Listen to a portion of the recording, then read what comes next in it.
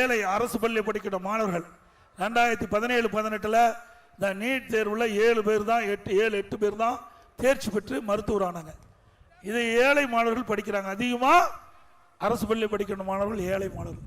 அப்படி இந்த ஏழை குடும்பத்தில் பிறந்த மாணவனுடைய கனவு மருத்துவராக வேண்டும். அதற்காக அம்மாவுடைய அரசு இன்றைக்கு ஒரு திட்டத்தை கொண்டு வந்தது. 7.5% உள்ளிட ஒதுக்கீடை கொண்டு வந்து சட்டம் இயற்றப்பட்டு அமுல்படுத்தப்பட்டு இன்றைய தினம் 2818 பேர் அரசு பள்ளியை படித்த மாணவ செல்வங்கள் இன்றைக்கு மருத்துவ கல்வி படிச்சுட்டு இருக்காங்க. இன்றைக்கு இந்த இடஒதுக்கீட்டில் இடம் கிடைச்சவங்க ஏழை குடும்பத்தை சேர்ந்தவர்கள். மருத்துவ கல்வி கட்டணம் கட்ட முடியாது.